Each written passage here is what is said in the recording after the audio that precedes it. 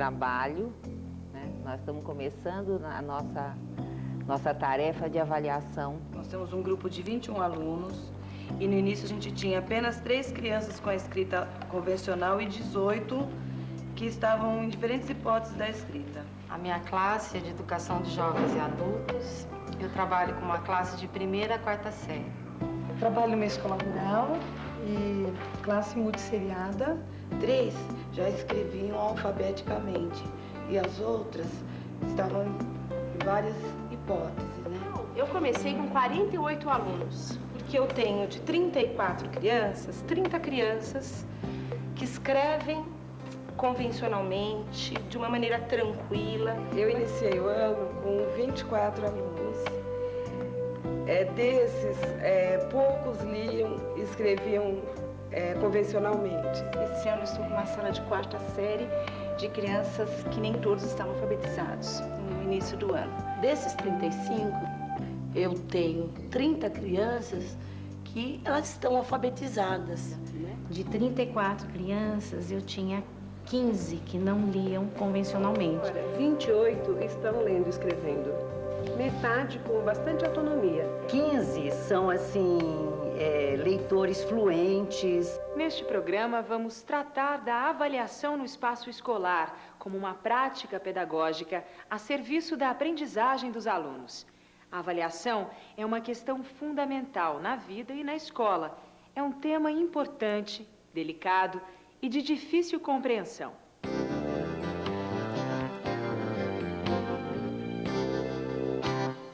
A ideia desse depoimento é a gente conversar um pouco sobre avaliação. A avaliação tradicional, ela está muito apegada a uma ideia de que o professor ensina o melhor que pode, e o aluno é avaliado, ou seja, o professor não compartilha do processo de ser avaliado junto com a criança, né? Um segundo aspecto é que a avaliação tradicional, ela valoriza aquilo que o aluno sabe, pune o erro. Um outro aspecto da pedagogia tradicional, que eu diria que é insuportável hoje, avalia todos os alunos da mesma forma, com as mesmas expectativas, com as mesmas exigências, usando os mesmos critérios de avaliação. Chama-se de avaliação construtivista uma avaliação que é formativa, ou seja, que coloca a avaliação a serviço das aprendizagens. Colocar a avaliação a serviço da aprendizagem dos alunos exige compreender que o processo de avaliação é composto por diferentes momentos: avaliação inicial, avaliação de percurso e avaliação final. A avaliação inicial, também conhecida como diagnóstica, numa perspectiva construtivista, é uma das primeiras fases do próprio processo de ensino e consiste em observar, direta ou indiretamente, aquilo que os alunos já sabem, suas hipóteses, ideias e representações sobre o conteúdo que se quer ensinar.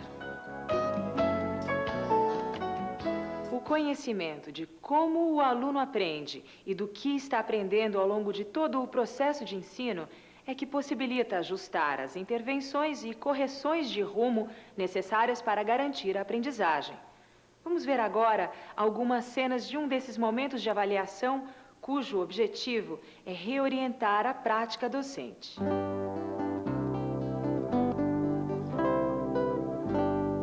Então eu vou me preocupar em estar contando um pouquinho da Jaqueline, que é uma criança que tem informações de escrita, mas ela precisa de muita intervenção. Você vai pedir para ela escrever alguma coisa, ela escreve, ela tem a informação, só que, por exemplo, se você faz um texto ou uma escrita espontânea, assim, uma coisa que você não está lá perguntando para ela, isso sai coisa. Então, por exemplo, eu tenho aqui, ela utiliza um número grande de letras. Deixa eu ver se eu entendi.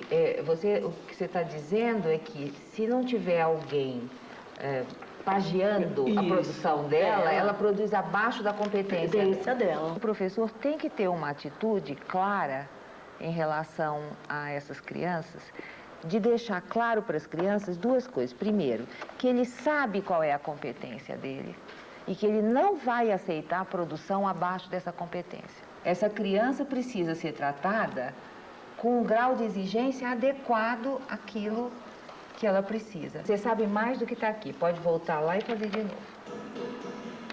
Você já fez isso alguma vez? Assim, eu reviso com ela.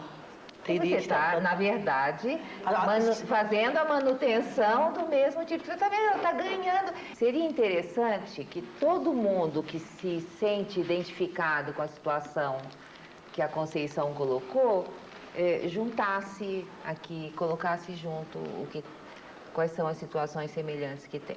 Nós temos uma criança assim, que enquanto vocês foram... Quem que é? É o Kaique. Enquanto vocês foram conversando, a gente foi se olhando e falando, putz, é o Kaique, tá lá na sala dela, não é possível, né? Porque é o mesmo caso. Ele teve alguns avanços desde o começo do ano. No começo do ano ele estava escrevendo com uma hipótese silábica. Então o avanço dele foi bem nesta faixa assim, do valor sonoro, dele saber agora as letras e corresponder. Mas aí ele deu aquela aliviada no coração, sabe? Parece que para ele tá tudo bacana. Ele tem até uma frase que ele faz assim para mim e para Cláudia. Aí, mano, põe no meu nome mesmo essa letra aí. Ele fala para qualquer criança. Você não sabe escrever? Usa a letra do teu nome. E aí a gente fica nessa luta. O que eu faço para essa criança ficar incomodada?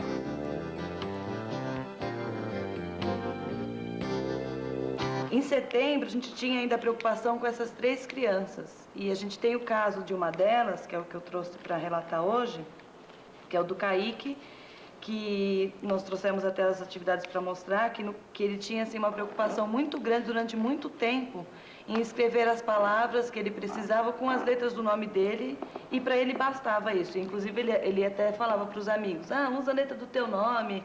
A gente até contou com as ideias, usa a letra do teu nome que tá bom, você se vira muito bem assim.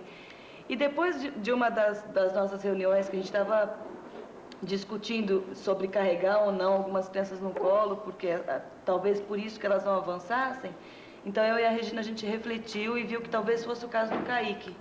Aí na segunda-feira nós voltamos com tudo, tiramos ele do colo, e aí deu uma avançada boa. Foi surpreendente, ele também levou um susto com a gente, porque logo de cara azul já falou, não, vai, faz melhor que você é capaz. Tem a Jaqueline, que foi uma criança que eu já relatei aí, que ela tem todo o histórico, assim, de proteção, e que a gente, que ela utilizava qualquer coisa, e que ela precisava de muito monitoramento, que eu acho que, assim, deu uma deslanchada. E hoje eu vejo, assim, que ela tem muita informação.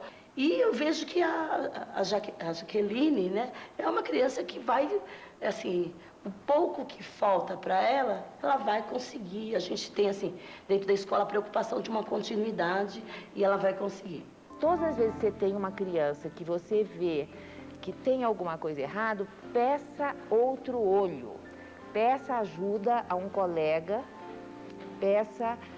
traga para uma reunião, certo? Ponha mais gente olhando, porque a nossa limitação é a limitação de alguém que só tem uma forma de olhar. Cada pessoa tem um olhar. A avaliação formativa, ela tem essa função reguladora, que permite escolher, definir, buscar os melhores meios para que o trabalho se realize de uma forma concreta, ou seja, para que a criança tenha ganhos e saiba, portanto, aprenda a ler e escrever. O final do ano é o momento em que devemos avaliar e explicitar até onde os alunos chegaram, pois essa informação é que deve orientar o ponto de partida do trabalho do ano seguinte. Essa é a primeira condição quando se busca trabalhar com alunos reais e não com um ideal. Só assim estaremos garantindo o direito de cada aluno a aprender.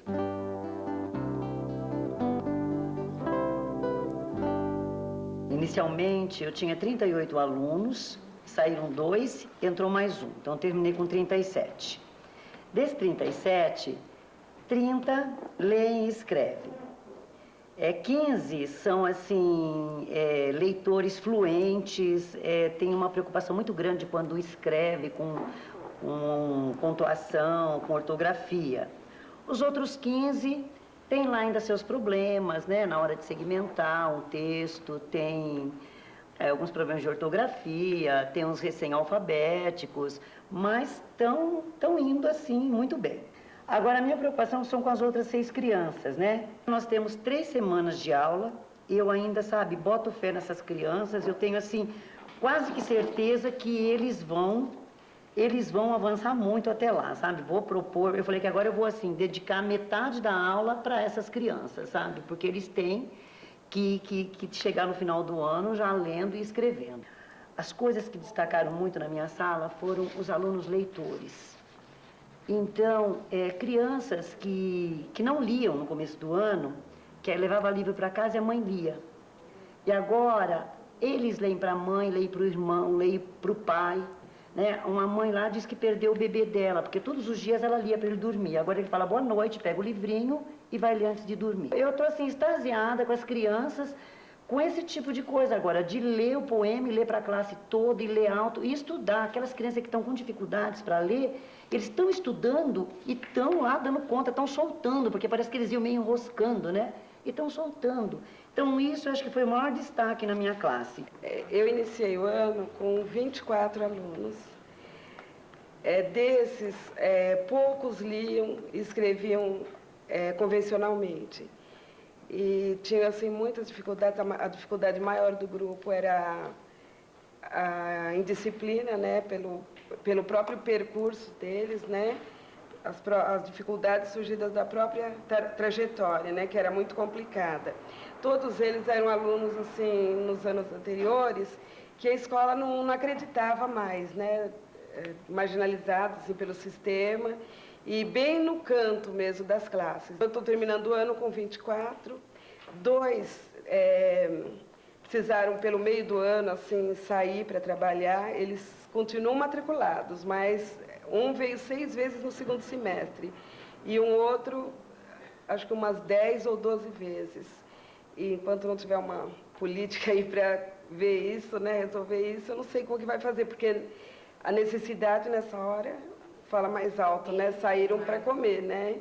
Então, acho que só o que poderia resolver seria uma política governamental aí, né. O fato deles terem aprendido, de todos eles terem aprendido, deu assim, eu acho que deixa surgir assim uma esperança, uma certeza, né? Uma certeza de que eles são capazes de aprender. Se eles demoraram tanto tempo assim, a culpa não foi só deles, né? Eles estão assim lendo com muita autonomia.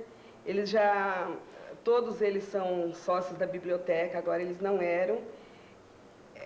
Apesar que o fato de ser sócio não foi tão marcante. O marcante é que eles frequentem a biblioteca, né? Que eles vão lá e pegam os livros e levam para casa e que leem. A avaliação é ampla e envolve muito mais do que alunos e professores. Envolve a escola como um todo, os pais e a comunidade.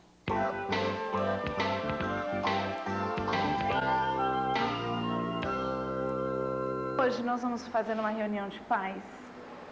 Eu convidei somente vocês porque eu quero a cada dia convidar um pouco de pais para estar conversando sobre a questão dos filhos de vocês. Eu acho que uma reunião assim pequena, a gente pode estar conversando mais, pode estar esclarecendo as dúvidas de vocês e o bate-papo fica mais gostoso, a gente pode estar ouvindo todo mundo aqui numa reunião com todos os pais. Então eu queria saber um pouquinho de vocês, como a gente está chegando no final do ano, um pouquinho assim da avaliação de vocês quanto a essa sala que a gente montou, que a gente conversou no começo do ano. Eu queria assim que vocês avaliassem, né, tanto os pontos positivos como os pontos negativos, que eu queria que você falasse assim, um pouquinho sobre o Jefferson, que você sempre foi uma mãe assim no início do ano muito angustiada pela questão do Jefferson não ler, não escrever, então eu queria que você falasse um pouquinho do progresso dele. Olha, o progresso dele, Valéria, foi uma coisa maravilhosa para mim, tanto para mim como para ele. Porque o Jefferson, de primeiro, era uma coisa assim, ele não sabia ler, ele não sabia escrever. Então era assim, uma coisa muito nervosíssima para mim, porque eu passei muito, sabe, eu estava até perdendo as esperanças com meu filho. Ele começou a progredir mesmo. No começo não, mas depois ele começou a se soltar, sabe? E foi uma coisa maravilhosa.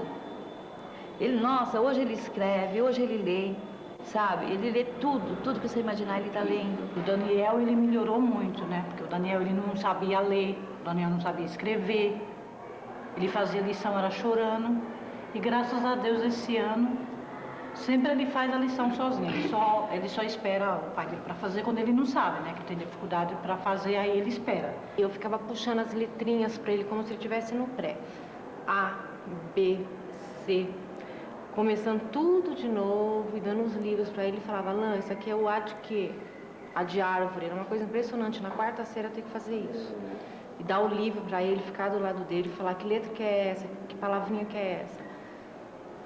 No entanto, hoje ele pega o livro e lê assim, você fica bobo de ver, né? Ele pega os livros, lê esses livros que você está mandando para ele, ele lê inteirinho. As lições, eu não preciso mais ajudar, ele não quer. Eu falo, não precisa de ajuda? Não, mãe, se eu precisar eu te chamo. Hoje ele vem, mãe, tá certo? Tá. Para entender melhor as razões da organização da sala da quarta série, vamos ouvir a professora Thelma. Este programa não está sugerindo que as escolas devam esperar até a quarta série para ir formar classes com os meninos que ainda não se alfabetizaram, com as crianças que não se alfabetizaram. Muito pelo contrário. O que o programa propõe é que a instituição escolar se adapte às necessidades de aprendizagem de seus alunos. Isso significa que ela deve monitorar essas aprendizagens desde o início e deve oferecer apoio diferenciado a necessidades diferenciadas. Há crianças que precisam de mais tempo, há crianças que precisam de mais ensino, mas, de qualquer maneira, todas são capazes de aprender a ler e escrever. Ao primeiro sinal de defasagem, a escola tem que fazer um esforço para ajustar o ensino às necessidades de aprendizagem de cada um de seus alunos. Todas as crianças têm direito a um ensino ajustado às suas necessidades e cabe à escola se adequar a seus alunos e não os alunos se adequarem a alguma hipotética escola ideal. A única razão pela qual formamos essa classe é que a descrença na capacidade de aprender deste tipo de criança é tão forte no sistema escolar que nós precisávamos, de certa maneira, mostrar que eles são capazes de aprender. E eles mostraram isso. Todos aprenderam a ler neste ano.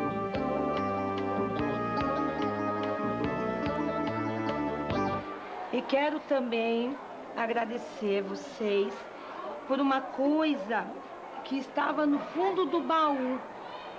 Por eles serem os alunos de primeira série, é um assunto que quase não se fala sobre o folclore, sobre as lendas. Então eu achei muito bonito, que isso aqui é do tempo dos nossos avós. Então é uma coisa que foi lembrada, né? Porque geralmente alunos de primeira série não é isso que eles fazem. Então eu achei muito bonito o trabalho de vocês.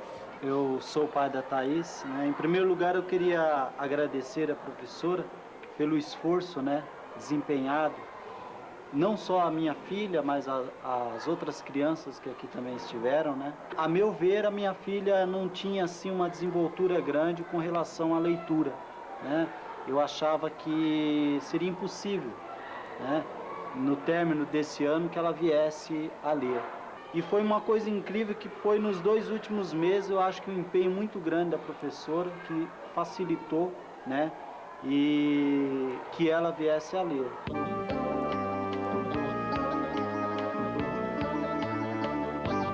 A Elaine vai completar dia 13 de dezembro, 12 anos. Aí ela aprendeu a escrever faz pouco tempo, ela não escrevia direito. Ler, escrever, faz poucos meses que ela aprendeu. Ela não estava bem, não. Agora ela está bem. Ela lê mais, ela pega jornal. O livro, é difícil ela pegar o livro para estudar. Ela pega jornal, um monte de jornal, ela vai no bar do vizinho e pede jornal.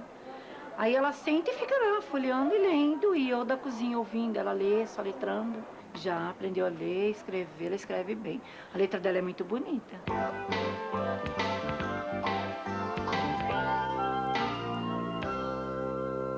Dona Lúcia, a senhora acha que o fato de saber ler e escrever muda alguma coisa para a pessoa? Muda? Ah, muda bastante.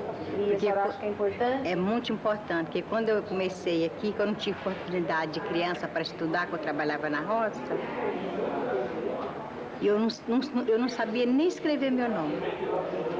Esses 3 meses que eu estou aqui, eu já sei escrever meu nome corretamente, já sei ler as placas do ônibus que eu vou tomar para mim ir para casa. Nossa, eu estou gostando demais, viu? É muito importante mesmo.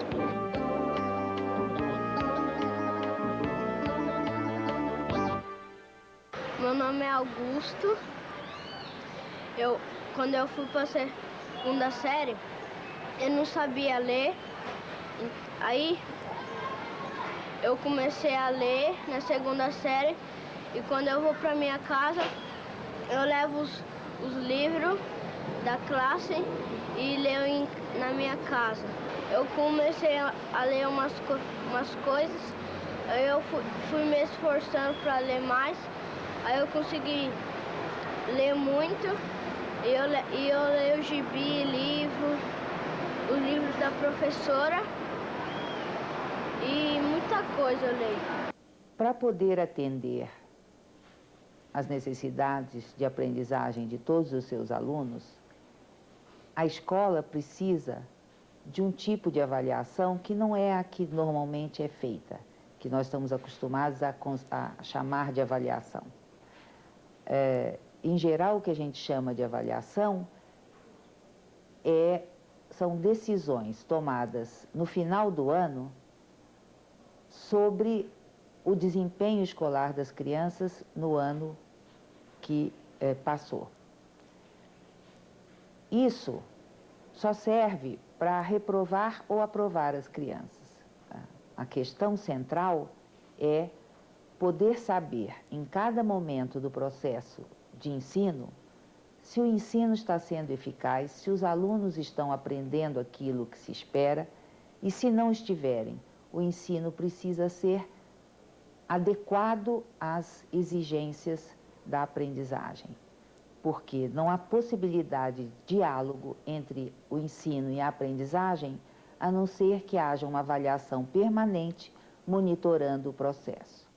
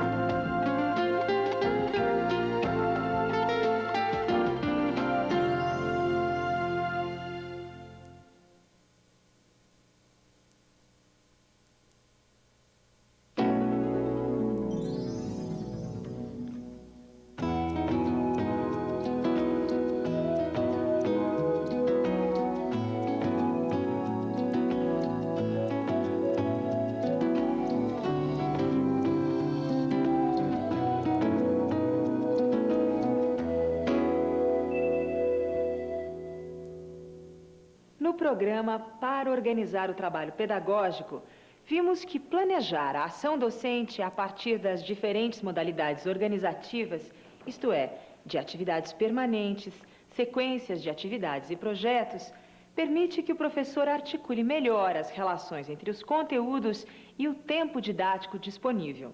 Hoje, vamos aprofundar a discussão sobre uma das modalidades apresentadas, os projetos didáticos.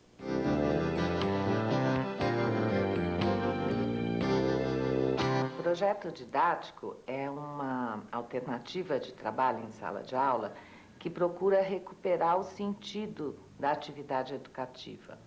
Por quê?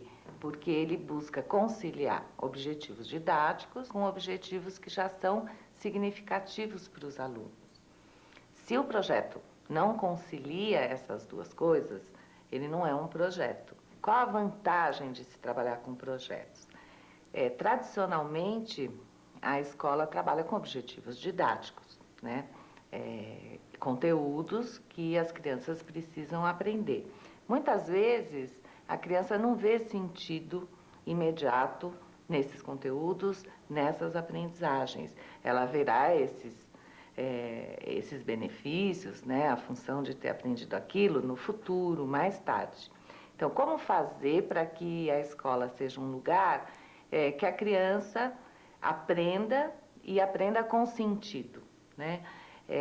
Se envolva realmente com a sua aprendizagem. Então, o projeto, ele é uma alternativa para isso, quer dizer, ele busca fazer com que as crianças vejam um sentido nessa aprendizagem na medida em que elas sabem o que elas estão produzindo, por que elas têm que aprender aquilo, o que elas estão aprendendo, para que elas vão produzir um livro, um sarau de poesias, para quem elas vão produzir.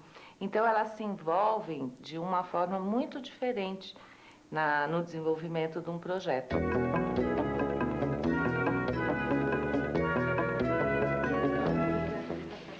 Bom, o meu projeto eu tinha pensado alguma coisa assim no trabalho com fábulas, né? E até pela necessidade do grupo, que a gente viu assim, que é uma coisa que eles têm interesse, assim, que a gente viu pelas leituras. Teria que ser uma coisa mais ou menos de uns 2 meses, para a gente poder trabalhar um pouco mais intenso, assim, porque uma coisa superficial eles já tiveram. Para iniciar um projeto, é importante saber o que os alunos conhecem sobre os conteúdos em torno dos quais ele será organizado. Uma das primeiras atividades de um projeto, né, visa conhecer o que os alunos sabem ou não sobre aquele assunto, sobre aquele conteúdo, né, que a gente costuma chamar uma atividade de levantamento de conhecimentos prévios.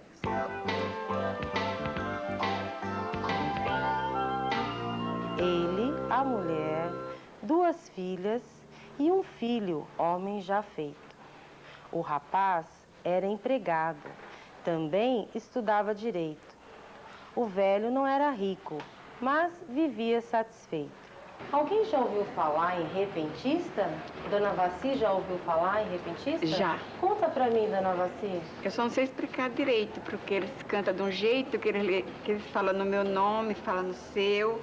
Então eles falam tipo de como tá xingando uma pessoa, né? Então ele tá fazendo aquele repente, só que eu não sei explicar direito. Um dos principais objetivos dessa atividade de levantamento de conhecimentos prévios é, de fato, considerar aqueles alunos que eu tenho ali na minha classe, né? Porque eu, quando escrevo um projeto, eu tenho uma hipótese de trabalho que precisa ser atualizada, revista, em função das necessidades de aprendizagens reais dos alunos que eu tenho ali na minha sala. Uma das formas interessantes de você levantar o conhecimento prévio das crianças, eu acho que é colocá-las em contato direto com o desafio, né? O que significa isso? Por exemplo, se eu quero saber o que as crianças sabem ou não sobre escrita de cartas, a melhor forma é pedir para as crianças escreverem uma carta. Essa atividade inicial de levantamento de conhecimento prévio, ela não é apenas um teste, um diagnóstico, ela já é uma situação real, né? Já é uma situação de aprendizagem. E como ela é já de sentido, também tem o fato das crianças se envolverem muito mais com a atividade e procurarem fazer o melhor que podem, o que também dá uma diferença na explicitação do que elas sabem ou não sabem sobre o assunto. Vamos assistir como a professora Márcia propõe um projeto para a sua turma.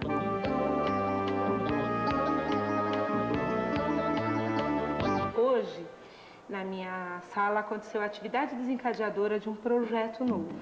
Que as crianças da minha classe estão cada vez mais ousando na questão da leitura, eles estão se interessando por ler em voz alta, ler para os outros, né? O projeto talvez viesse a calhar para a realidade deles, para se criar uma situação real, do estudo de texto para se recitar para alguém, para contar, e a necessidade de ler em voz alta para gravar uma fita e tudo mais.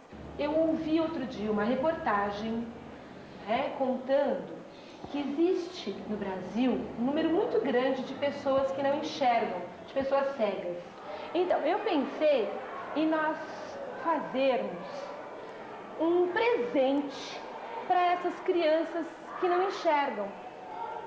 Nós podemos fazer para eles, essa foi a minha ideia, uma fita onde nós, que já lemos, escrevemos, vamos recitar e gravar para mandar para uma instituição dessas crianças que não enxergam. Vocês acham que essa seria uma boa ideia? Sim! Existem muitas formas de se escrever um projeto, né? Mas geralmente ele precisa responder a uma estrutura, ele precisa ter uma estrutura onde se inicie com uma justificativa, né, que dá uma visão geral do projeto, o sentido que esse projeto tem para as crianças, o produto final que se deseja construir. Depois, uma parte de objetivos e conteúdos específicos, então o que o professor quer que as crianças aprendam com esse projeto. Em terceiro lugar, a explicitação das etapas do projeto, quer dizer, é a sequência de atividades com vistas ao produto final. Então, esse produto final, ele quase que cria um eixo condutor dessas atividades.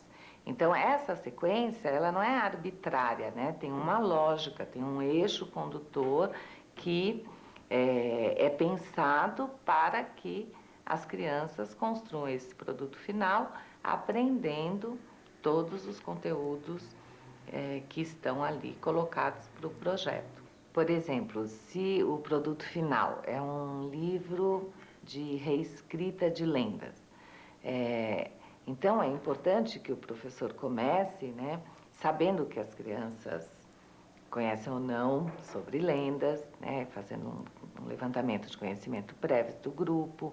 É importante que o professor leia muitas lendas para as crianças, né, que as crianças comecem a ter muita familiaridade com esse tipo de texto.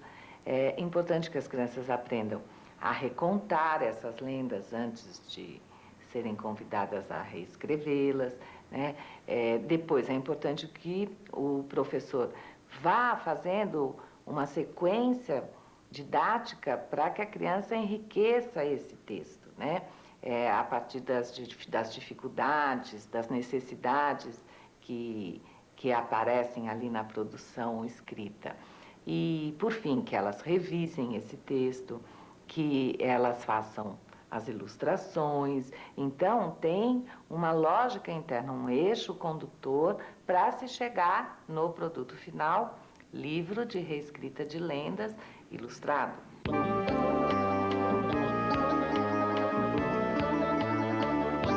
Vamos falar hoje um pouquinho do nosso projeto desse bimestre. Nós vamos ler as lendas do folclore brasileiro,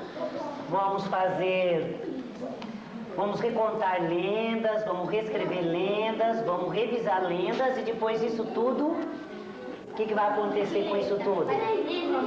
Vai virar um livro de lendas. Então, hoje é mais uma parte do nosso projeto.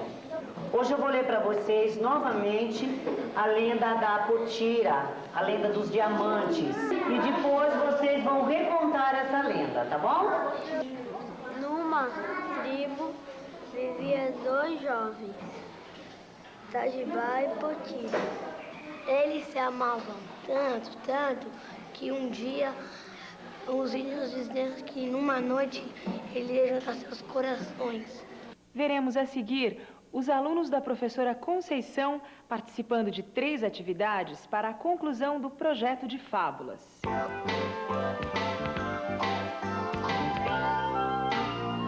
Então, o que nós vamos fazer hoje? O que falta para a gente estar fazendo no nosso projeto? Falta a dedicatória, né?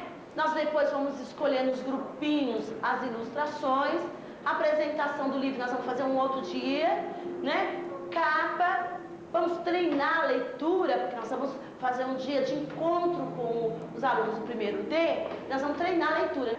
E a entrega do livro com autógrafo, cada um vai dar um livro. Então, o que você pensou, Débora? Eu pensei que dava pra gente escrever dedicatória para os alunos do primeiro ano D e para a professora também. Você pensou, Débora? E você vai meditar. Posso escrever, começar a escrever? Se não ficar bom, a gente vai remodelando, tá bom? Então, o que você falou? Esse livro foi feito. Então, pessoal, só isso já basta. Olha, esse livro foi feito com muito carinho e com as nossas próprias mãos. Jéssica? Nós dedicamos os alunos da professora Márcia. Quem que gostaria de fazer essa leitura em voz alta aqui na frente? Assembleia dos Ratos. Assembleia dos Ratos. Numa mansão abandonada, os ratos estavam com problemas. Com o gato Bigodes Branco. O gato não dava paz aos ratos. Eles tinham que se esconder, correr e fugir. Quem que gostaria de falar? Ele leu uma história, uma história do livro de fala. Quem que gostaria de falar como que foi essa leitura? Débora? Eu acho que ele não pode ler de soquinho como ele está lendo. Ele tem que ler mais alto. Melhorar a leitura, ler mais. Então, pessoal, agora vocês vão fazer uma coisa muito importante, que é escolher as ilustrações que vão compor o livro de fábulas, tá?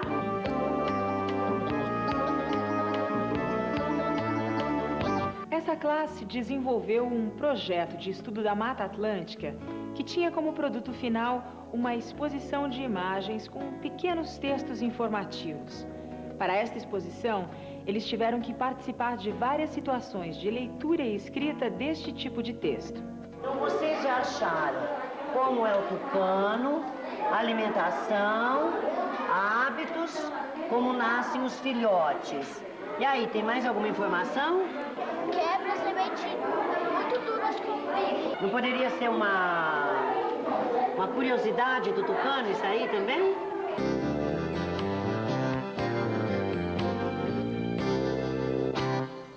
Eu acho que uma coisa muito boa que se faz em projetos de sala de aula é a leitura, qualquer que seja o tema, a gente vai fazer uma leitura complementar, de um paradidático, de uma reportagem. A gente acredita que o trabalho de projeto, de sala de aula, de todos os projetos, de todas as áreas, tem que ter uma relação com a sala de leitura, ou pode ter uma relação, né? Não vamos colocar em camisas de força também. Pode ter uma relação, é bom que se tenha uma relação. Por quê? Quando a gente pensa nessas rodas de leitura, numa sala de leitura, a gente pode pensar também que essas leituras que sejam levadas para os alunos tenham a ver com o projeto de sala de aula. O projeto de sala de aula, ele pode sair da sala de aula, deve sair da sala de aula, e a sala de leitura é um caminho bastante promissor, né, para o projeto.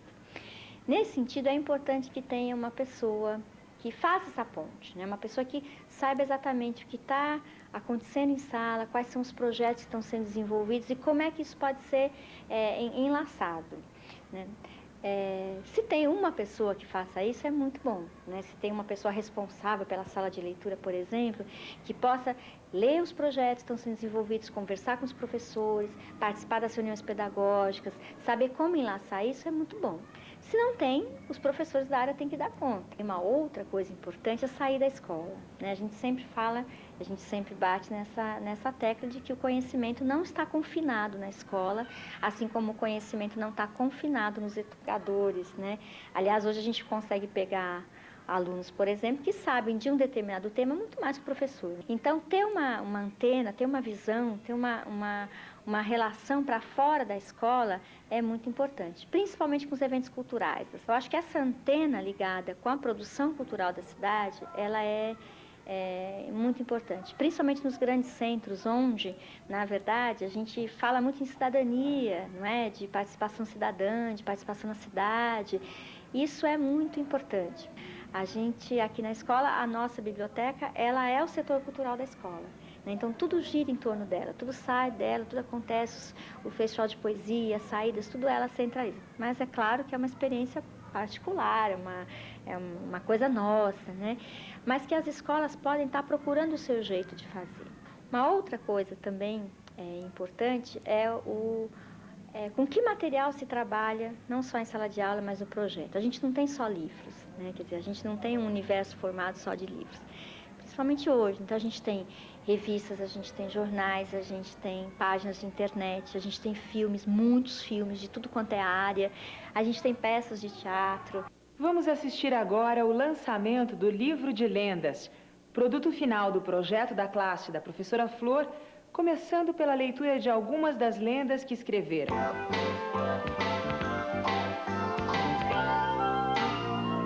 O lobisomem. Se um casal tiver 7 filhas e nascer um menino, pode ter certeza é lobisomem. Até os 13 anos é um menino normal, mas depois dos 13 ele vira lobisomem de quinta para sexta-feira de lua cheia. Depois das leituras, seguiram-se os autógrafos, as avaliações dos alunos do que aprenderam e depoimentos dos pais. Agora nós vamos falar um pouquinho sobre o que aprendemos durante o fazer esse livro. Aprendi a ler, escrever, pontuação, digitar. Primeiramente, eu agradeço à professora e todos que se empenharam nesse trabalho. E isso foi muito bom, porque iniciativas como essa deveriam ser sucessivas. Porque incentivou que o Marcos pudesse ler, e se interessasse mais pela leitura e por falar de um assunto que é extremamente importante. Os produtos finais, eles dão visibilidade para o trabalho realizado na escola, né? Os pais passam a conhecer melhor o trabalho que ali é realizado, eles têm um maior acesso às aprendizagens dos alunos, né? Eles, inclusive, podem participar colaborando, ajudando no desenvolvimento desse projeto.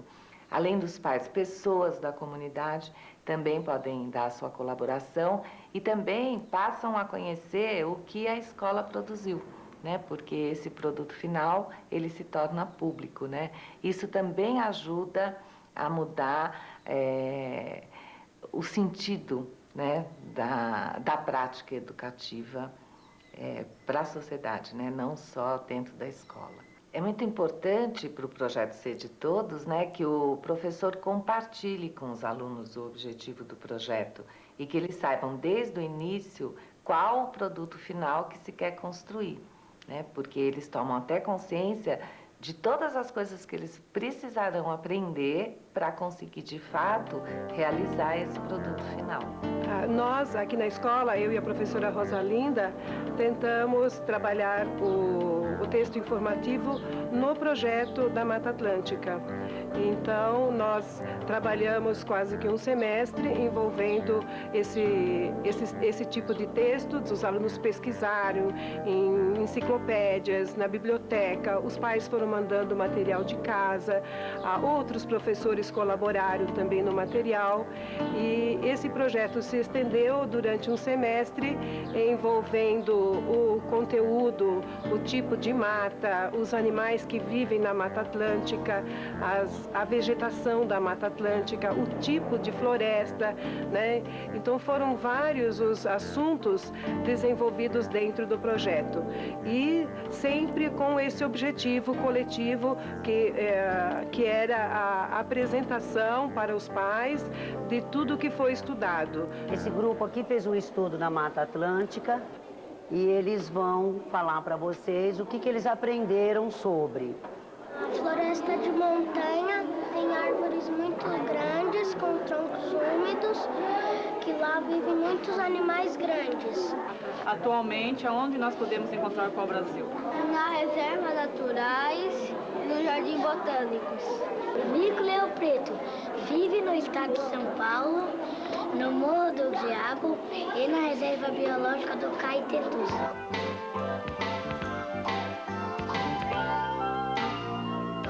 Eles estão fazendo a divulgação do jornal. primeiro entregaram um para o coordenador da escola e esse exemplar foi fixado na sala dos professores. Depois eles entregaram um para a direção da escola, foram entregar formalmente, né, e conversar com a diretora sobre o jornal. Hoje eles divulgaram na sala de primeira série. Boa tarde, pessoal. Boa tarde! Bem, eu estou aqui para perguntar para vocês se vocês conhecem o Jornal de Aceleração 2000. Bom, nós viemos aqui para explicar para vocês o que quer dizer esse jornal. Esse jornal explica sobre as Olimpíadas, sobre as viagens, sobre os classificados, sobre as culturas, fala sobre a poluição, sobre a rua, sobre as ruas que estão poluídas.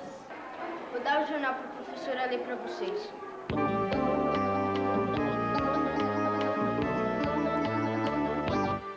Encerrando o nosso projeto Literatura de Cordel, nós combinamos que o fechamento dele, o produto final, seria montar o nosso varal. Então, o nosso varal ficou pronto, só que eu acho interessante colocar um texto para explicar realmente o que é o varal. Eu acho que é necessário para que as pessoas que forem ver o produto final do nosso projeto possam entender melhor. Então, eu vou pedir para a dona Lindalva colocar para mim esse texto, colar esse texto no varal.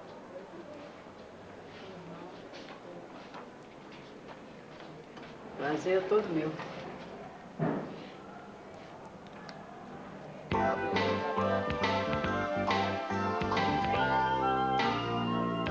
Quando eu comecei a trazer as cantigas de rodas, eles ouviram, trouxeram de casa, pesquisaram com os pais, com os avós, então eles, na hora da leitura, eles vinham, eles cantavam, faziam uma leitura dessas cantigas.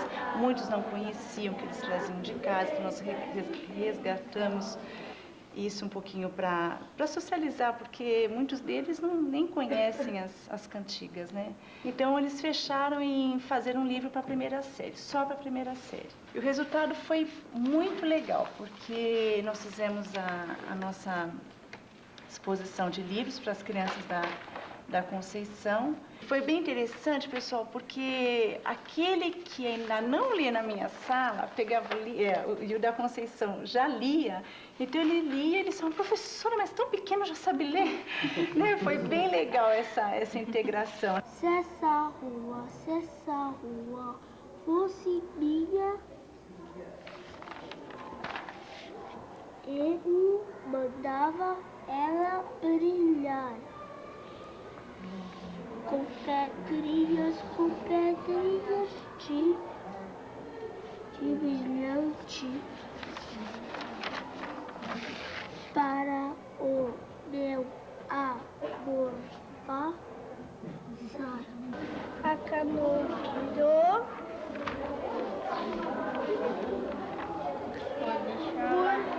por deixá-la virar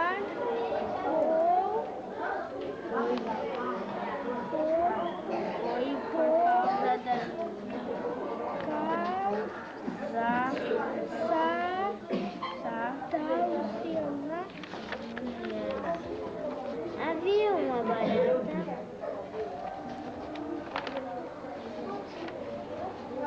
na caneca do vovô. Acho que eles se apoiaram tanto nessa leitura, tiveram tanta confiança nessa leitura, que até as crianças que têm uma dificuldade na leitura, crianças que têm uma escrita silábica alfabética, ou uma criança que tem uma escrita silábica, na hora de ler para o colega da primeira série, leu muito bem, sem nenhuma dificuldade, porque já tinha o texto de memória. E todo o trabalho feito com as crianças, eu procurei fazer uma parceria em que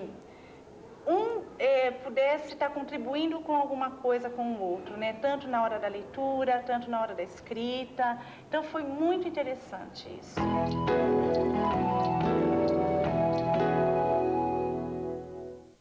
Tentamos trabalhar o texto informativo no projeto da Mata Atlântica. Os alunos, eles se envolvem mais, eles participam mais, eles criam uma certa autonomia eles sabem, eles começam a entender que eles são os sujeitos da própria aprendizagem, eles começam a escolher o assunto que eles querem aprender.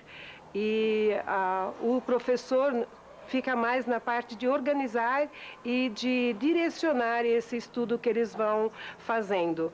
Eles estão vendo o resultado, eles estão sentindo o que eles estão produzindo, o que eles estão lendo, eles estão conseguindo falar, passar para outra pessoa.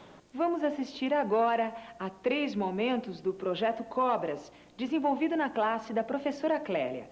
Uma visita ao Instituto Butantan, uma atividade de produção de folheto informativo e, por fim, a apresentação do seminário para outras turmas da creche.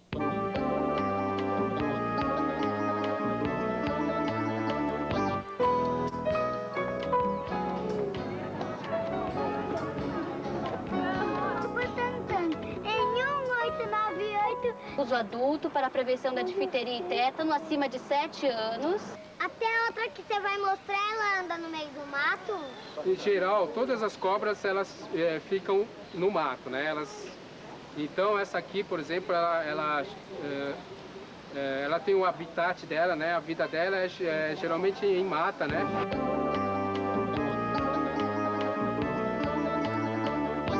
Hoje nós vamos fazer um folheto explicativo sobre o estudo de cobras. Esse folheto vai ficar nessa folha de sulfite. Então não dá para colocar todas as informações aqui, né? Que informações vocês acham importante estar aqui nesse folheto? Eu vou fazer um levantamento aqui do que vocês vão falando, tá, Kiara? As cobras venenosas têm cabeça triangular e as que não são venenosas têm cabeça redonda. Cobras venenosas e não venenosas.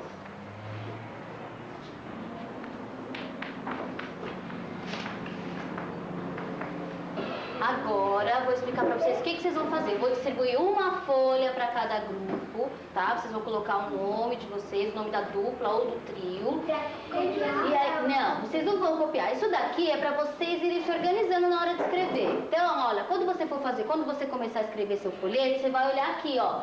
Cobras venenosas e não venenosas. Vocês vão falar das cobras venenosas e não venenosas aqui no seu folheto, olha.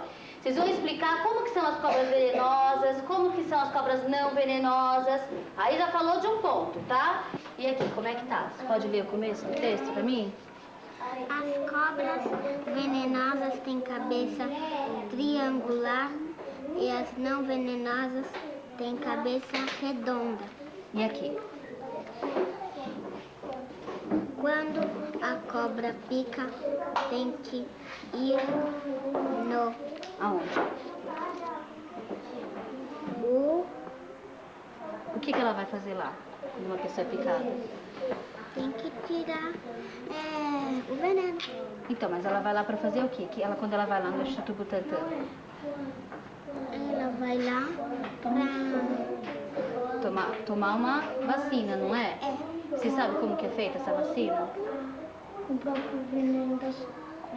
Isso, com o próprio veneno da cobra. Houve a possibilidade de eu trabalhar com textos informativos, né? Que é assim, as crianças ainda não tinham tido muito contato com esse texto, então eu trabalhei com textos enciclopédicos, revistas científicas, enfim. E aí as crianças foram lendo e produzindo textos informativos, né? A elaboração do próprio seminário, em que as crianças tiveram que organizar os conhecimentos que elas já adquiriram e pensar numa forma organizada para estar passando para o outro grupo.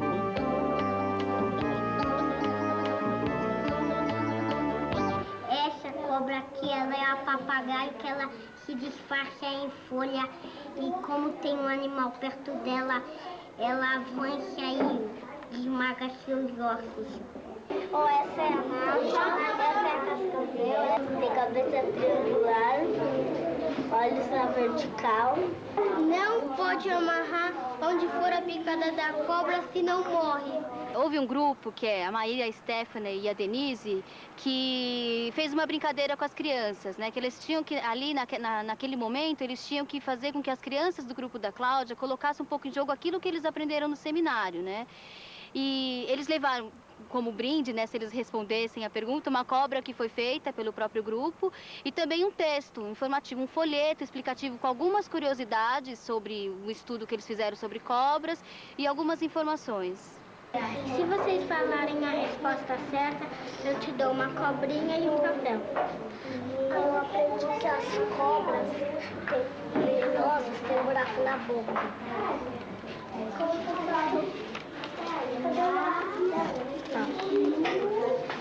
que você aprendeu hoje no seminário? Se você falar a resposta certa, eu te dou uma cobrinha e um papel desse daqui. Que as cobras têm chacoalho na ponta do rabo para se defender. A cobra não chacoalha o rabo para se defender. Ela chacoalha para afastar os bichos. Para saber que ela está chegando. Entendeu?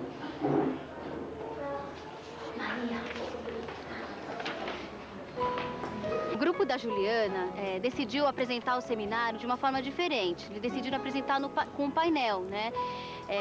O assunto ajudou também bastante isso. Eles fizeram desenhos e eu acho que daquela maneira talvez facilitaria a interação com as demais crianças.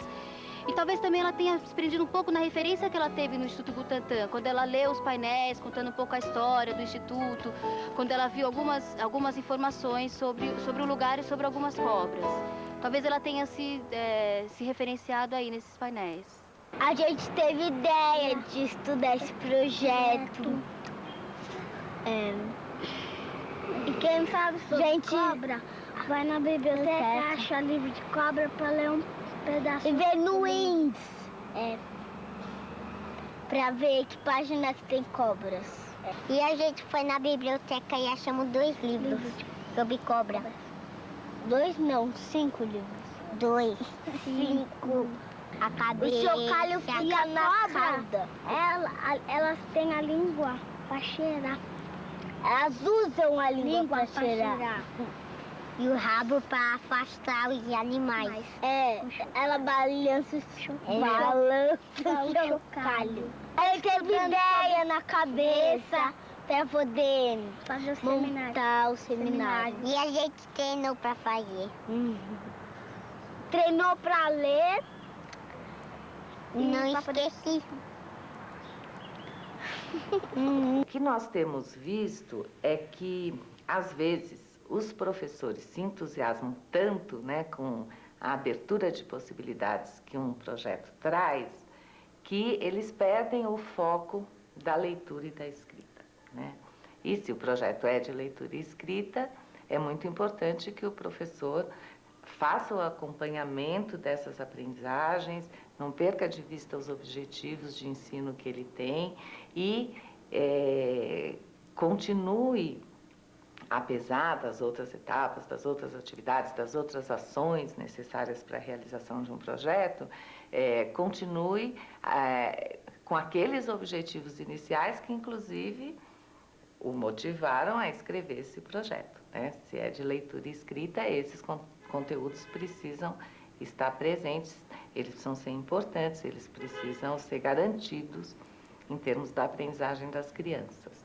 No programa de hoje, vimos como, através de projetos, o professor pode multiplicar o empenho dos alunos e dar sentido ao duro esforço necessariamente envolvido no ato de aprender. No próximo programa, acompanharemos alguns projetos que tiveram como produto final 2 jornais murais e uma exposição de literatura de cordel. Até a próxima!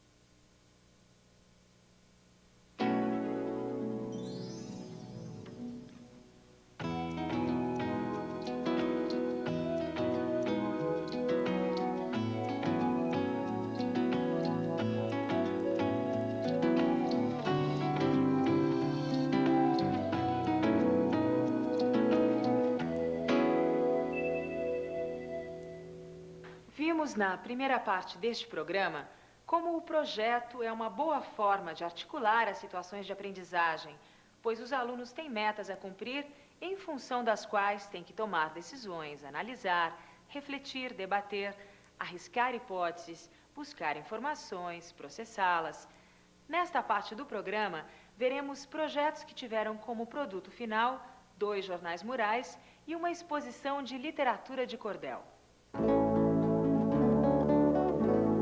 Esse tipo de trabalho do projeto na escola, quanto mais ele mobilizar toda a escola, mais sentido ele tem. Quanto mais ele for um empreendimento coletivo, mais sentido ele ganha. Quer dizer, eu acho que isso é o desafio da escola para a gente. Quer dizer, a gente deixar de ser um ou 3, né, sozinhos ali planejando e poder ter um espaço que a gente vai conquistando na escola, que é um espaço do planejamento coletivo em função de um empreendimento. Seja ele um jornal mural, um varal, quer dizer, o fato de fazer um varal, quem está produzindo é aquela turma, mas a hora que ele for para fora daquela sala, ele pode estar gerando outras possibilidades para as outras turmas. Acho isso uma questão importante da gente destacar. E ter sempre essa preocupação, quer dizer, por que a gente está trabalhando com projetos, discutindo a questão dos projetos? Porque eles, de fato, dão sentido para a escrita. Quer dizer, e aí a gente vai percebendo também onde estão os nossos furos, quer dizer, a gente escreve em função de comunicar. E aí, quando as coisas não andam bem com relação à escrita, muitas vezes tem relação com isso, quer dizer, a gente está escrevendo para aprender a escrever e não numa situação comunicativa verdadeira.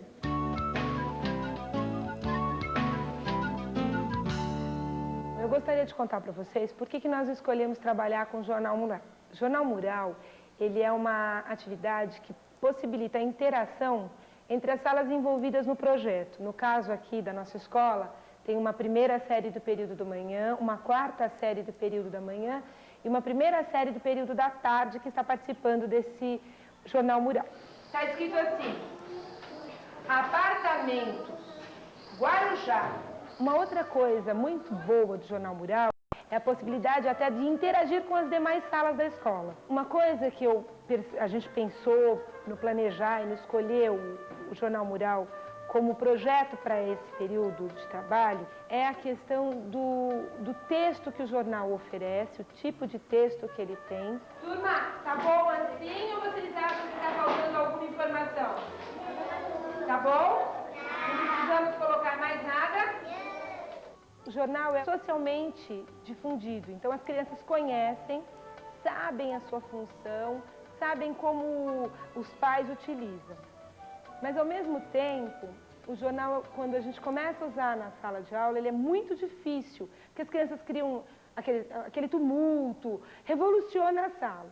Então, eu percebi, com a minha experiência com esse projeto, que já está encaminhado, que o professor deve planejar atividades que as crianças aprendam a usar o jornal. Elas têm que ter os procedimentos para folhear, para manusear, para consultar, para que o jornal tenha um significado. Eu trouxe hoje para vocês alguns anúncios classificados de alguns jornais. E cada dupla vai receber alguns, que vocês vão ler e procurar juntos o que é que tem que ter num anúncio, numa propaganda, para a gente poder colocar no jornal.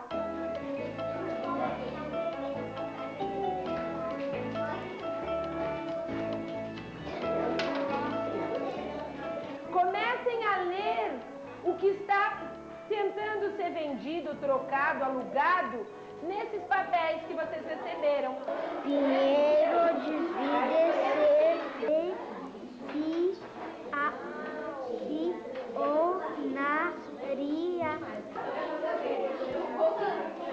Agora que vocês já marcaram aquilo que é importante, nós vamos fazer uma lista daquilo que tem que ter em todos os anúncios, tá?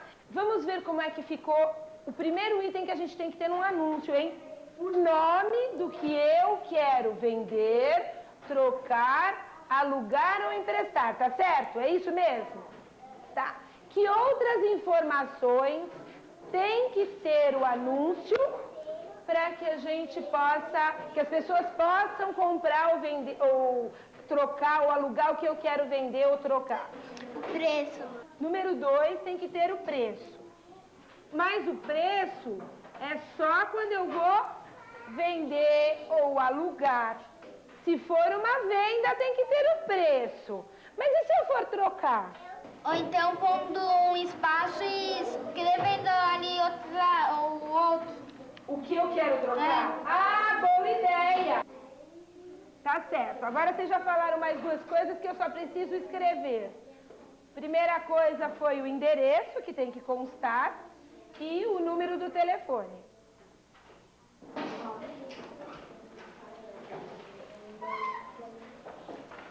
Mas de que é esse endereço que tem que constar, hein, turma? Vendedor.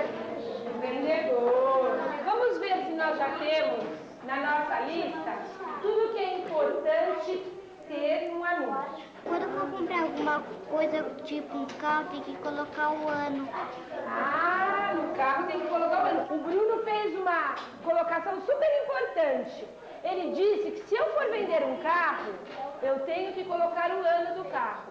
E se eu for vender uma casa, o que eu tenho que colocar? Bruno, eu achei aqui esses dois aqui que eu peguei, tem dormitórios e garagem. Vamos ver agora como as professoras Valéria, da 4ª série, e Conceição, da 1ª série, encaminharam o projeto em suas classes.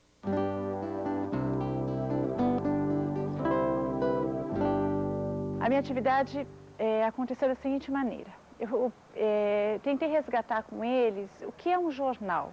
Aí nós fizemos uma relação na lousa, depois nós exploramos um pouco o jornal, depois nós tiramos as informações sobre o jornal mural. A partir dessas duas comparações, nós determinamos o nosso projeto. Olha, eu estou vendo que a maioria de vocês não sabe o que é um jornal mural. Mas que muitos, como o David falou, sabem o que é um jornal. Então, nós vamos discutir um pouco o que é um jornal, o que há dentro de um jornal, para depois a gente discutir o que é um jornal mural, tá certo?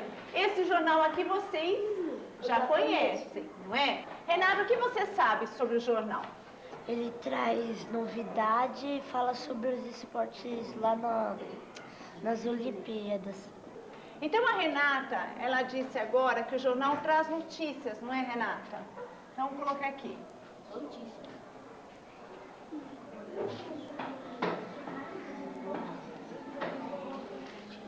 Alguém mais tem alguma outra informação sobre o jornal? Fala, Ricardo. O jornal também traz revistas, assim, revistas de quadrinhos, vários outros tipos de coisas também. Agora eu queria falar uma coisa para vocês. O seguinte, quem é que escreve para um jornal? O jornalista vai, entrevista os artistas, aí ele volta pro jornal e faz o jornal. É importante que vocês saibam que aquilo que o jornalista escreve vai ser revisado por uma pessoa. Então, existe uma pessoa no jornal que é chamada de revisor. Ele vai olhar, vai ler o que o jornalista escreveu para ver se está escrito corretamente, para ver se não há nenhum erro. Porque fica muito feio para o jornal sair uma notícia com erros de ortografias, erros de pontuação. Então, existe um revisor dentro do jornal que faz esse papel. Agora, esse jornalista, ele vai escrever para quem? Quem é o leitor desse jornal? Fala, David. É nós. São vocês, não é? Então, o jornal existe por quê? Porque existe o leitor. Existe aquele que vai às bancas todos os dias para pegar esse jornal e para ler. Eu quis que vocês conhecessem um pouco o jornal e a gente conversou um pouquinho aqui, porque a partir daqui nós vamos tentar montar o nosso projeto. O jornal mural, eu acho que é assim, é que alguma pessoa escreve e põe num mural assim grande numa parede assim, que todo mundo vê o trabalho da pessoa, como que fez assim. Nós conseguimos, sem que a professora dissesse tudo, vocês mesmos já descobriram o que pode ser um jornal mural. Que é escrito por algumas pessoas, aquilo que se escreve pode ser colocado em uma parede, porque por isso o nome jornal mural. que as informações não são colocadas diariamente. E o que pode ser colocado? Notícias da escola, informações sobre passeios e festas, curiosidades, experiências, indicações de filmes.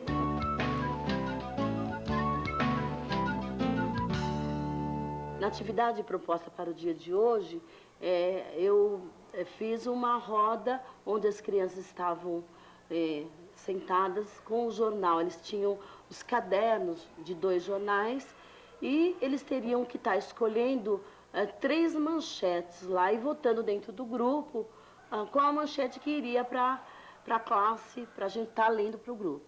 Nessas manchetes que foram escolhidas, eu li, né? E depois eles tiveram que votar qual iria para o nosso jornal mural.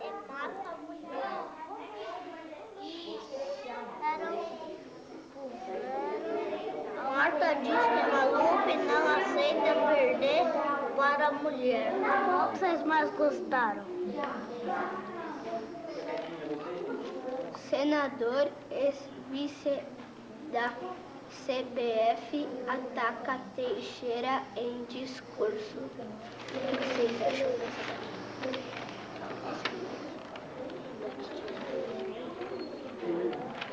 Rotavírus mata pelo menos 15 crianças no AC. Então agora que vocês escolheram as manchetes, vocês vão me dar o jornal para que eu possa ler as manchetes escolhidas. Rotavírus já matou 15 crianças no Acre. Marta diz que Maluf não aceita perder para a mulher. Quem vota na notícia Rotavírus já matou 15 crianças no Acre? Levanta pra gente contar. 1, 2, 3, 4, 5, 6, 7, 8, 9, 10, 11, 12, 13, 14, 15. Quer abrir? Fica mais fácil? Nós vamos lá embaixo para estar colocando lá no jornal mural, né, a notícia. Isso, vamos lá. Então vamos. Peraí, então vamos lá. Isso, Daniel, ajuda aí. A preocupação com o destinatário é central neste tipo de atividade. Quando se escreve, a revisão se faz necessária. Os alunos veem sentido em se esforçar para corrigir o texto, pois o objetivo perseguido é a eficiência na comunicação da mensagem.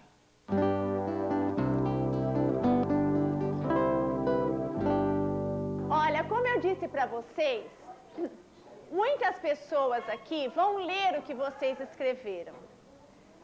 Quem é que vai ler? Todos os alunos da escola.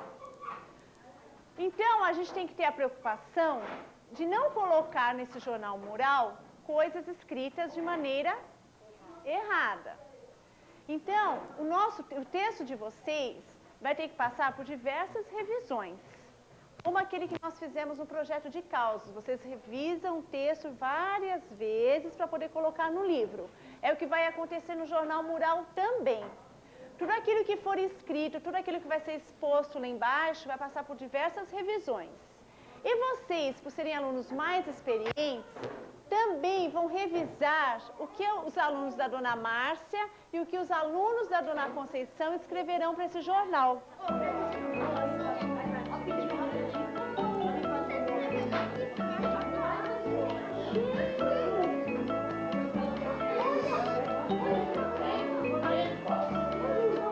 Leia o seu, Renan. Você sabia que eu esqueci de pôr um acentinho. Índios que nunca viram um homem branco. E como é que você descobriu que esse A tem acento? Que esse A tem acento aqui, ó. Aí ia ficar assim. Você já sabia que Mas onde você procurou essa informação? Na pergunta. Mostra lá pra mim, então. Aqui, ó. Então você viu que aqui tinha acento e você não havia colocado. Então, olha pra mim, como é que tá escrito índios lá e como é que você escreveu aqui?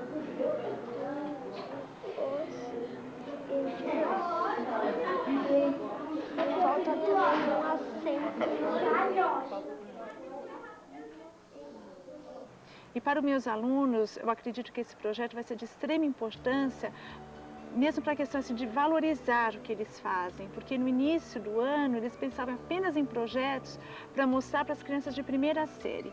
Hoje eles já estão dispostos a mostrar aquilo que eles fazem para toda a escola. É importante também colocar que o destinatário, né, quem é que vai estar lendo essas informações são os próprios alunos da escola, e onde eles vão poder participar, onde pode colocar suas opiniões. Então acho que isso vai ajudar bastante. Achamos que vai ser um projeto com bastante êxito. A professora Sandra nos mostra as possibilidades e as vantagens de se trabalhar com o jornal e com o jornal mural, com classes de alfabetização de adultos.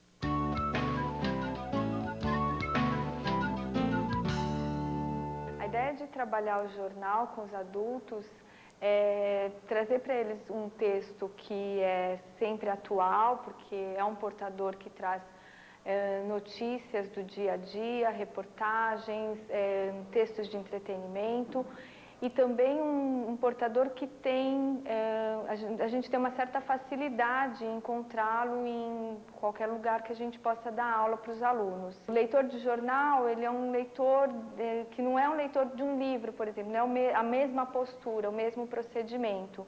A gente não começa a ler o jornal do início e vai até o final dele. Então, é interessante trabalhar com os alunos esses procedimentos de leitor de jornal, de que a gente seleciona a notícia, a gente seleciona pelas manchetes, a gente vai, olha a foto, o que a legenda da foto diz, para poder se aprofundar, se interessa aprofundar na notícia, escolhe os cadernos que têm mais interesse, se é de esportes, se é mais em relação à política, à economia. Então, mostrar para os alunos a possibilidade deles manipularem o jornal e serem leitores de jornal. Eu trouxe 3 jornais Folhas de São Paulo e 2 estados de São Paulo. Dá um jornal para cada dupla. E nós vamos fazer o jornal mural. Vocês lembram para que a gente está fazendo o jornal mural? Para botar no mural lá, a da reportagem do dia, as reportagens que os alunos por ler do dia mais importante, né? Então, uma das coisas que serve para o jornal mural é isso. Quem não teve tempo de ler o jornal ou não sabe as notícias, pode ir lá numa seleção que vocês fizeram, tá lendo o que vocês escolheram. Então, hoje, de novo, a gente vai fazer essa atividade para poder atualizar nosso jornal mural. Então, tem aqui a folha. Se a senhora quiser ver com a dona Maria, Aqui fica uma dupla, pode ser assim.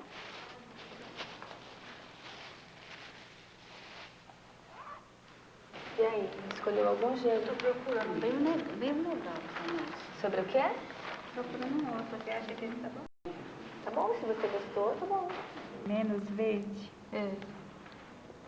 Você acha que é desse daqui? É desse daqui. Desse? Por que você acha que é desse daí? Porque fala no verde. Ah, porque é o mesmo assunto? Sim. Então tá. Então acho que era interessante se recortar esse daqui também. O que você acha? Quais são os cadernos mesmo que existem no jornal? Esporte, economia, novela e várias outras coisas que tem no jornal. Notícias, e mais importante. A atividade do jornal mural é uma atividade que tem que estar muito claro para os alunos qual é o objetivo, porque não é um procedimento natural de um leitor de jornal que ele, toda vez que ele lê, ele recorte a notícia. Então a gente deixou claro para os alunos o objetivo que é selecionar notícias do jornal para expor no jornal mural que tem leitores externos. Então hoje nós vamos atualizar o jornal mural. Vocês vão olhar aqui, vão ler as notícias que a gente tinha selecionado da semana passada e vão ver o que deve ser retirado. Aí vocês leiam, pode retirar o que vocês acham e a gente vai colocar o que nós selecionamos ontem, tá bom? Deem uma lida antes para ver se é uma notícia que tem que tirar ou não. Esse do Dançando na Selva também dá. Seu Arthur tinha sugerido dos esportes ficarem mais ou menos juntos. Então ele vai colocar o do esporte ali, aí quem for colocar outros do esporte coloca ali perto. Pode colocar, seu Arthur. Quer colocar esse? É de esporte.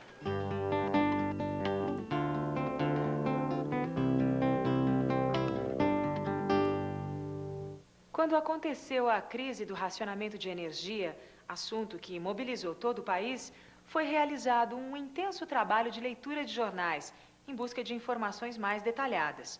Como resultado, a classe criou uma sessão especial, chamada Você Sabia?, para o Jornal Mural, que naquela semana tratou só do apagão. Para a aula de hoje eu organizei vários textos que falam sobre o apagão e sobre o racionamento de energia, e a gente montou esse varal.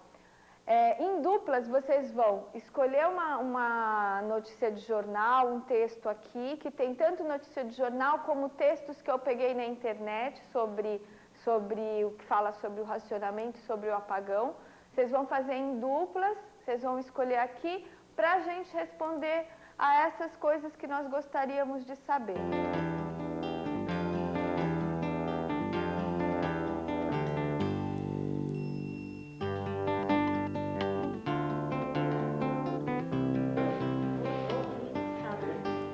Vem, Dona Maria. Voltar para o lugar? Pode voltar para o lugar. Então, Dona Maria faz o trio ali, tá bom? Faz em 3 ali, tá bom? O que foi? Ó, esse daqui que tem tomate, você não quer... Não, esse daqui é mesmo, depois eu espero isso daí.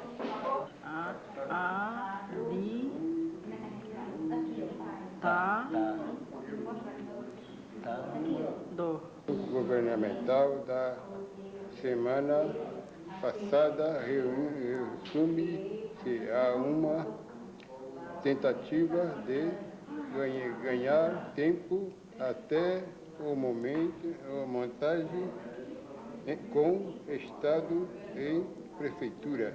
Agora que vocês já leram um pouco dos textos que nós trouxemos, vocês vão me dizer o que informação vocês já tiraram daí e eu vou anotando. Então, o que vocês querem falar do que vocês já leram? Que informações vocês obtiveram dos textos? Que a prefeita informou que vai prejudicar, o racionamento vai prejudicar as casas, as construções de São Paulo. Está falando nas punições extras, né, que são taxa além da conta, né? E para onde que vai o dinheiro? Na aula seguinte, a da pesquisa sobre o apagão, a classe iniciou a escrita da sessão Você Sabia?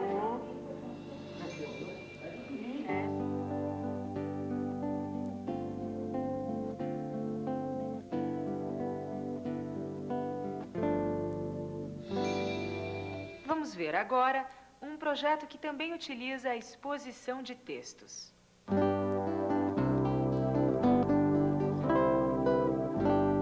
Esse projeto Literatura de Cordel teve várias etapas. A primeira etapa foi que eu fui buscar o que era cordel realmente, porque eu não sabia o que era cordel. Mas eu sabia que é um texto que a maioria dos meus alunos são do Nordeste. E é um tipo de texto que os alunos têm contato. E eu acho que por eles já conhecerem esse tipo de texto, ia ficar mais fácil para que eu pudesse ajudá-los a ler e escrever. Fizemos uma socialização do material que eu consegui de cordel e com o material também que os alunos trouxeram. Um outro momento, em duplas, os alunos faziam a leitura dessas poesias de cordel, desses textos de cordel. E eu garantia que depois eles fizessem um reconto dessas leituras. Teve uma outra etapa do projeto que os alunos, em duplas, faziam a escrita do que eles tinham lido sobre cordel.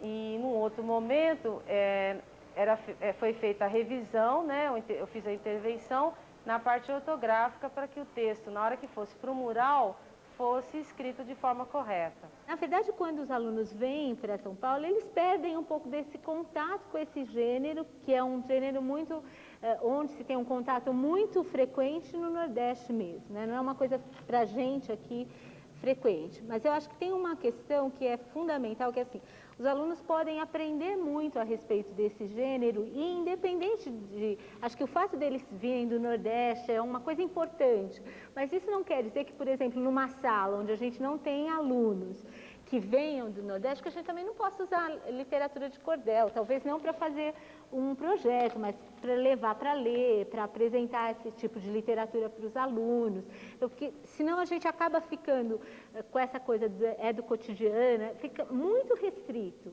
né? A gente amplia pouco. Eu acho que essa é uma questão importante. Eu acho que para esses alunos, independente deles, o fato deles serem adultos, a linguagem do cordel é uma linguagem.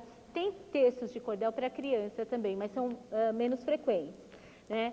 Mas o fato deles terem esse repertório e poder ter essa coisa de valorização da cultura é muito importante, independente deles terem ou não contato frequente com esse tipo de literatura. Acho que isso é importante a gente marcar. Quando os conteúdos são organizados sob a forma de projetos, torna-se possível coordenar os objetivos didáticos do professor. Por exemplo, que os alunos escrevam e revisem textos de um determinado gênero, e os objetivos dos alunos, isto é, elaborar um produto final do qual possam se orgulhar. Assim, os projetos contribuem tanto para preservar o caráter social da leitura e da escrita, como para dar sentido ao esforço de aprendizagem dos alunos. Até a próxima!